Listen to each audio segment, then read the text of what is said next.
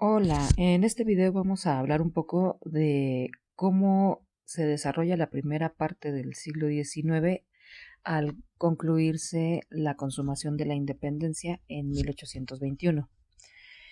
Y sobre todo, muy importante, vamos a dar cuál es la diferencia entre las políticas liberales y conservadoras de los dos partidos fundamentales que se disputaron el poder en México hasta 1867 aproximadamente, cuando ya más o menos hubo cierta estabilidad en cuanto al sistema político que se estableció en el país. Entonces, una vez consumada la independencia, sobre todo por el actuar de Agustín de Iturbide y luego de su entrada a la Ciudad de México acompañado del ejército trigarante, tenemos en un principio una regencia que durante unos meses es la que gobierna México mientras se toma la decisión de quién iba a gobernar. En clase hemos comentado que la postura política de los líderes de opinión estaba realmente dividida. Algunos querían que la corona se le ofreciera al rey de España. Cuidado, al rey de España, pero no como colonia de España, sino es el mismo rey, pero que tome a México como un país independiente. No sé si ustedes sepan, pero sobre todo en aquella época en Europa y mucho antes también, los reyes podían tener la corona de diferentes países, no nada más uno. Por ejemplo, el rey Carlos V de Alemania era Carlos I de España. Y entonces, aunque es un mismo rey, gobierna sobre territorios de diferentes naciones. Entonces era algo así. Se buscaba que bueno, algunos decían que la corona se le tenía que ofrecer al rey de España.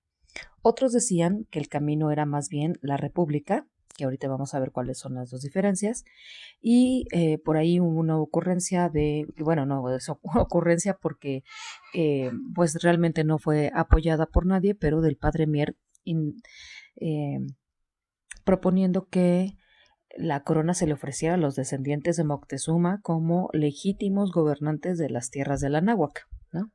Entonces, bueno, pues esas eran las propuestas. Por supuesto que el rey de España, que era Fernando VII, no contestó. La regencia gobernó y la regencia estaba conformada por varios personajes. Iturbide era uno de ellos. Entonces, de alguna forma, se mantenía el mismo orden que existía durante los últimos años del virreinato hasta que finalmente se estableciera una nueva forma de gobierno. El Congreso se instaló en 1822, lo que significa es que ya tenemos personas que puedan votar, me refiero no la gente, no el ciudadano, sino los políticos que conforman el Congreso son los que tomaban las decisiones. Y entonces, una vez instalado el Congreso, empieza la lucha entre monarquistas, republicanos, iturbidistas, etc. Entonces, el 18 de mayo de 1822, los sargentos del regimiento de Celaya marcharon por las calles de la Ciudad de México proclamando a Iturbide emperador. Y el 19 de mayo, pues el Congreso no tiene otra opción que nombrarlo emperador. Eh, Primero, ¿por qué no tuvo otra opción? Porque tomemos en cuenta que la gente que marchaba eran militares armados y cercaron el Congreso y de alguna forma obligaron a los congresistas a nombrar a Iturbide, porque no te vamos a dejar salir hasta que nombres a Iturbide como emperador. ¿Y por qué emperador? Bueno, primero porque era una monarquía, es decir, se va a establecer como forma de gobierno la monarquía, y es emperador porque no nada más gobernaba sobre el territorio de lo que era el virreinato, sino el territorio de lo que ahora es México. En ese sentido ya se iban eh, añadiendo territorios que no formaban parte del virreinato, sobre todo del norte. Entonces, en realidad, a pesar de que se nombró a Iturbide, muchos de los congresistas que eran más liberales no estaban tan de acuerdo en la forma de gobernar de Iturbide, que era muy propiamente española y muy conservadora.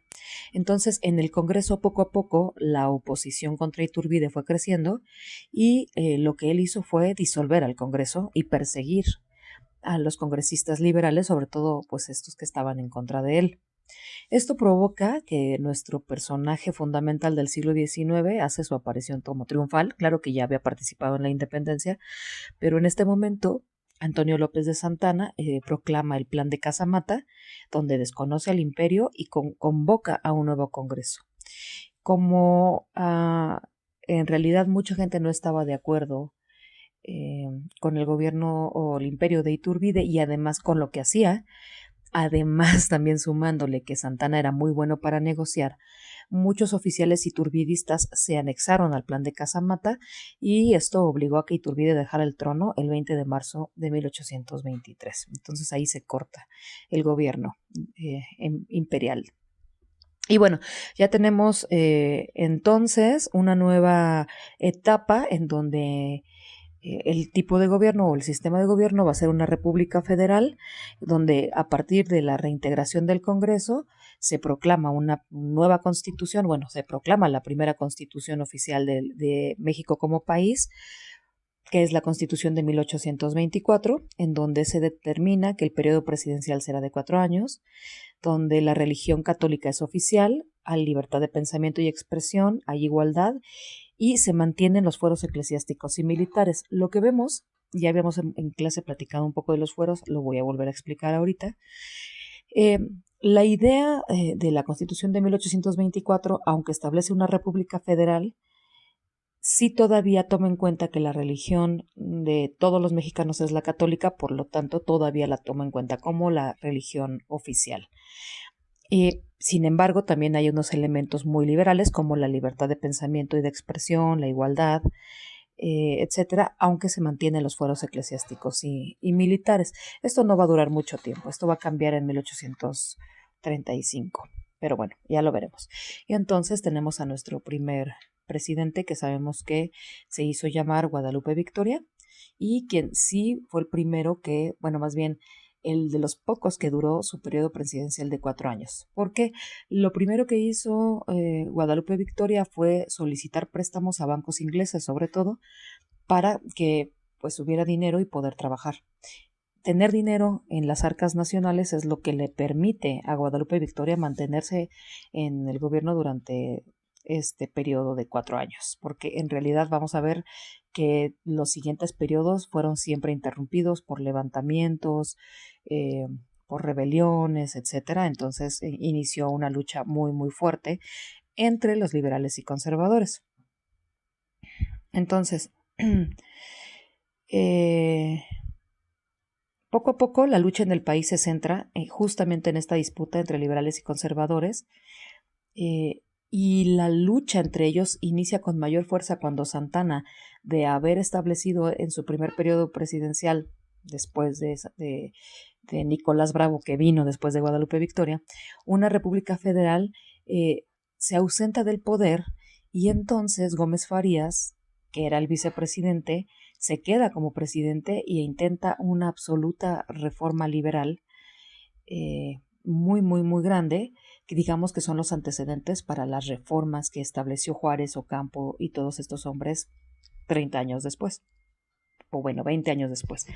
Pero Gómez Farías establece estas reformas liberales y Santana, que se había retirado del gobierno, no está de acuerdo y se levanta contra el que fuera su vicepresidente. Y entonces empiezan estas luchas interminables. Entonces, bueno, vamos a ver cuál es la diferencia entre liberales y conservadores.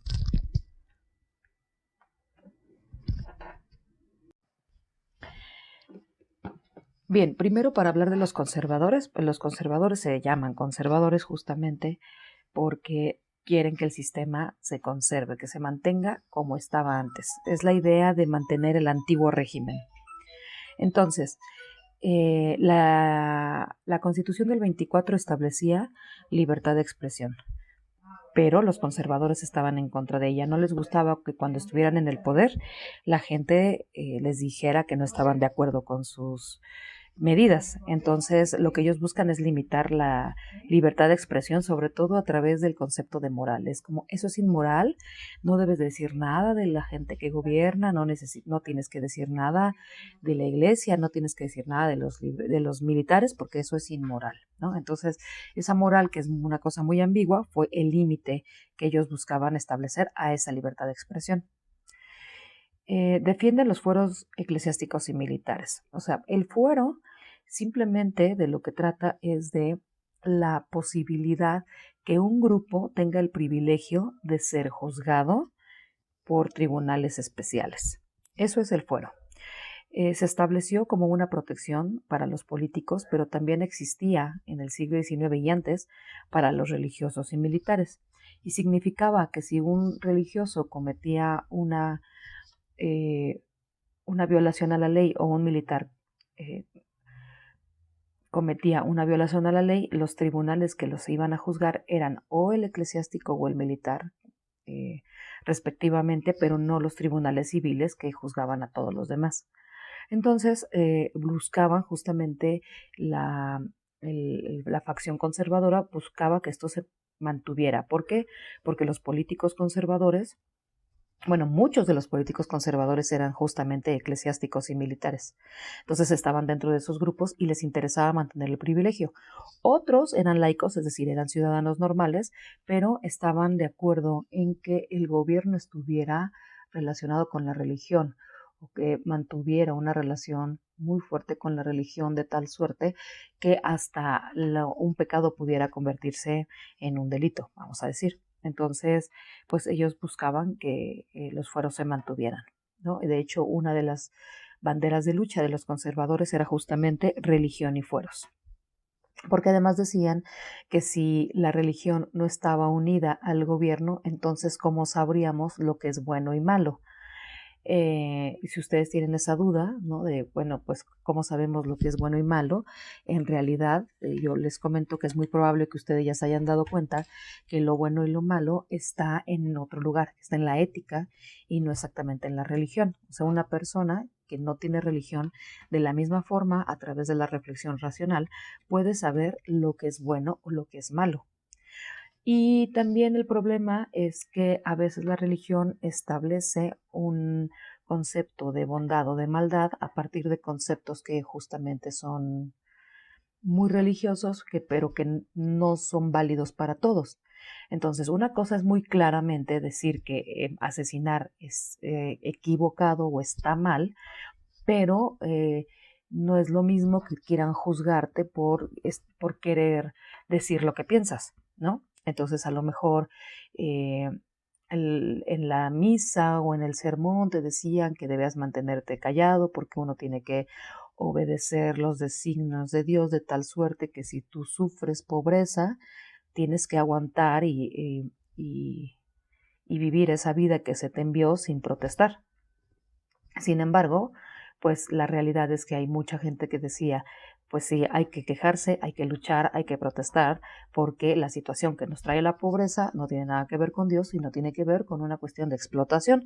Por lo tanto, la religión no debería ser el límite para nuestro actuar. Por eso es la diferencia. Entonces, bueno, los conservadores defienden los fueros.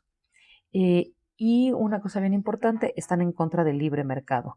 El libre mercado es realmente el capitalismo como el que existe hoy, en donde se busca establecer tratados, ligas, convenios con otros países de tal suerte que la mercancía pueda ir de un país a otro de una forma más económica, que pague menos aranceles o que sea, pues sí, más fácil importar y exportar cosas. Entonces, ellos están en contra del libre mercado porque consideran que lo mejor es el desarrollo de la industria nacional, que eso sí, hoy en día está más en boga, no, perdón, está la libertad. La defensa del desarrollo de una industria nacional hoy en día está más en el lado liberal, lo que quiere decir que en términos económicos los liberales y conservadores del siglo XIX con respecto a los del siglo XXI han cambiado radicalmente su visión. Entonces, en el siglo XXI son los liberales los que están en contra del libre mercado, por lo menos un poco en contra del libre mercado y piensan que debe de regularse, y están más a favor del desarrollo de la industria nacional. En el siglo XIX eran los conservadores los que estaban a favor de esta. También, como estaban seguros que la religión era la que nos tenía que decir cómo vivir, entonces defendían que la educación se mantuviera en manos de los religiosos y no estaban a favor de la libertad de culto. O sea, estaban en contra de que una persona decidiera no participar de la fe, en este caso católica. Y además mantenían un registro eclesiástico, o sea, los nacimientos, matrimonios, defunciones, todo se registraba en la iglesia, ¿no? Pero la iglesia cobraba, una cuota para realizar bautizos y que te den la fe de bautismo, te cobran una cuota por matrimonio, te cobran una cuota cuando hay defunciones y tienes que llevarlo, o sea, se les llevan los santos óleos a los muertos, etcétera. Por lo tanto, el problema era que si una persona no tenía para pagar cualquiera de estas, digamos, bendiciones o sacramentos religiosos, pues entonces no podía registrar a sus hijos, o sea, no los bautizaban, entonces no había fe de bautismo y no había ningún documento que acreditara el nacimiento de un bebé. Entonces era un problema, pero ellos estaban a favor de que se mantuviera ese registro eclesiástico. Y bueno, pues no creían en la igualdad, de alguna forma pensaban que la organización civil, la organización social más bien, se debía mantener a partir de estratos, ¿no? Los indígenas, los mestizos, los criollos. Entonces, y que la ley reconociera esas diferencias y no todos pudieran tener acceso a lo mismo. O sea, que si tú eras indígena o que si tú eras afrodescendiente o si tú eras mestizo, no pudieras acceder quizá a puestos de poder. Y ellos decían que porque los puestos de poder debían ser para la gente educada y la gente que estaba preparada para ello, ¿no? Preparados en el sentido de literalmente la educación, no tanto, o sea, la educación, como ustedes saben, no necesariamente te otorga las facultades para gobernar, pero ellos pensaban que sí. Y querían limitar la actuación de los otros estratos sociales, sobre todo para evitar que las decisiones que se tomaran les afectaran, sobre todo en sus negocios. Y la forma de gobierno que ellos buscaban que se estableciera era la República Central, es decir, una república en la que todas las decisiones se tomaran de un presidente que estuviera en el centro, pero que no hubiera autonomía entre los estados, que no hubiera soberanía entre los estados, o sea, algo muy diferente a lo que sucede hoy.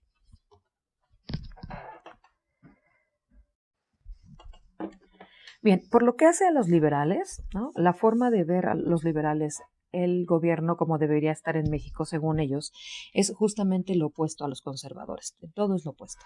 Entonces, defienden la libertad de expresión y de prensa porque dicen, la gente, en virtud de que paga sus impuestos, tiene el derecho de ser escuchado y el gobernante tiene la obligación de trabajar por ellos y para ellos. Recuerden, perdón, que los liberales son los ilustrados, son personas que tienen el fundamento de su pensamiento en la Ilustración y el liberalismo que vino después de la Revolución Francesa. Entonces, justamente lo que se busca es que el ciudadano tenga todo el derecho de ser escuchado en virtud de que mantiene a la autoridad. Los liberales quitan los fueros eclesiásticos y militares, aunque los fueros militares hoy en día se mantienen, son únicamente para cuando un militar actúa en el ámbito militar, pero si está fuera de ese ámbito es juzgado por tribunales civiles igual que cualquiera. Como políticos que se originan o cuya forma de pensar se origina en el liberalismo y en la ilustración están a favor del libre mercado y dicen que el negocio entre países, el comercio entre países, la exportación, la importación es lo que va a generar más riqueza de tal suerte que haya más dinero en un país. Entonces eso para ellos es fundamental. Otra cosa importante es consolidar la deuda pública. El gobierno prestaba dinero. El problema es que, prestaba dinero con intereses muy bajos. El problema es que muchas veces la gente le empezaba a deber dinero o no pagarle. Lo que hace, o lo que buscan los liberales es consolidar la deuda, es decir, ya ha pasado tanto tiempo, tú me debes, no me has pagado, por lo tanto, yo me puedo quedar con tu casa, con tu hacienda, con tu no sé qué, ¿no? Entonces, eso empieza a suceder. quieren quitar la influencia del clero en la educación. De hecho, Gómez Farías es una de las cosas importantes que hace. Les hablaba del gobierno de Gómez Farías, que era vicepresidente de Santana, y cuando Santana se retira de la presidencia porque está muy cansado y enfermo y no sé qué, y Gómez Farías se queda como el presidente. Una de las cosas que justamente establece es que la educación sea laica y busca que en las escuelas a la gente se le imparta ciencia, no religión. Él era médico. Eso es muy interesante. Gómez Farías era médico y entonces él sabe de primera mano que cuando estudió medicina, como la iglesia es la que llevaba la educación, nada más le enseñaron a hacer bendiciones y agüitas y tal para curar. Pero él sabía que no les habían enseñado ciencia, y entonces él establece todo un nuevo sistema a partir de lo científico, haciendo a la iglesia a un lado. También buscan que haya libertad de culto, es decir, si una persona quiere o no profesar la religión católica, que lo haga. Si una persona no quiere profesar ninguna, que no lo haga. O sea, eso digamos que queda al arbitrio de cada persona. Y muy importante establecer un registro civil. ¿Por qué? Porque como les decía, pues nada más los nacimientos, matrimonios, muertes se registraban en la iglesia, y si tú no tenías para pagar, entonces no había forma de hacer ese registro.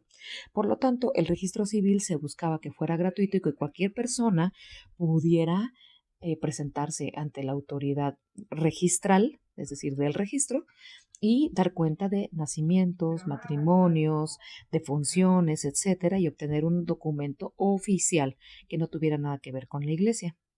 Y bueno, los liberales pugnan por la igualdad absoluta ante la ley, es decir, todos somos iguales, aquí no hay ninguna diferencia a partir del origen, a partir del color, a partir de nada, sino todas las personas son mexicanos, y su forma de gobierno es la federal, que es la que existe en México hoy en día. Se establece una república federal con estados libres y soberanos que tienen independencia hacia el interior, que sí están unidos en un gobierno federal, que tiene ciertas atribuciones, como algunas relacionadas con impuestos y, por ejemplo, algunas relacionadas con el ejército, etcétera, la seguridad, pero que hacia el interior de los estados y los municipios haya cierta autonomía, ¿no? Y que la gente de cada estado pueda elegir libremente a su gobernante y o municipio o alcalde.